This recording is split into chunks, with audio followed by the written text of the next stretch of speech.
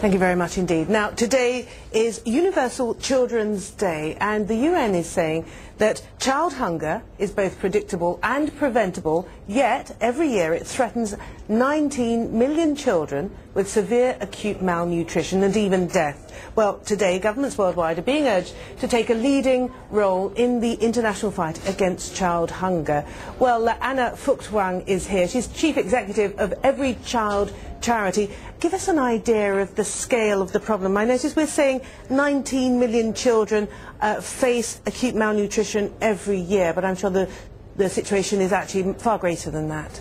Absolutely. I think it's particularly bad for children that are living away from their families as well, because one of the major problems is that when recessions grow, food prices go up, hunger gets worse. Families often resort to sending their children away to work, or because they can't afford to feed them themselves. Well, just this week here on BBC World News, we've had a very, very moving story of women in Afghanistan faced with rising food prices, having to sell their children. Absolutely, and I think children in those situations are particularly vulnerable. Although parents have the first responsibility to look after them, often when you have absolutely no option as a mother, you may even consider doing that, selling your child, because you think that way they may at least get a chance to eat and possibly have a better life. And children particularly vulnerable. Particularly vulnerable. In the last war in Rwanda, about 500,000 children lost their parents. And we know that what's happening in the Congo at the moment means that many children will also be without parents, without that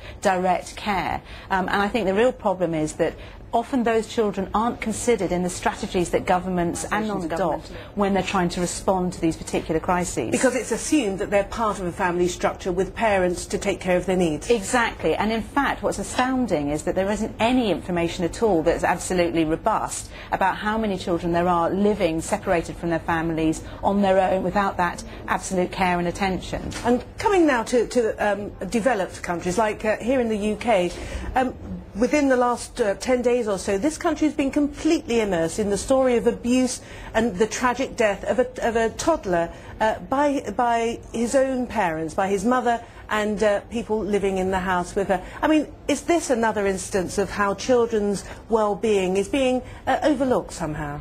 Well, I suppose organisations like EveryChild would say that the child's safety is always absolutely paramount, and sometimes safety in the home is also a danger, as we've seen with that terrible case. But I think the problem in developing countries is that children won't even have that choice. I mean, they don't have families to live with.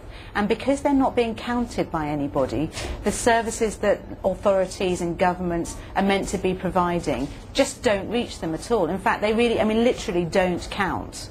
And I would imagine that the traditional structure for dealing with children who are parentless, the extended family, is in many areas, in many regions, has broken down now. It has, but I think that often governments overlook the potential of the extended family, and it may well be that it's a small intervention, it's a small amount of financial support or encouraging people to look after children in extended families could really make the difference between a child being in a family, even if it's an extended one and not their own birth family, or living on the streets. I mean, there are now 15 million children, it's estimated, living on the streets, vulnerable to all kinds of abuse and violence, which just doesn't happen if you're living in a community and in a family.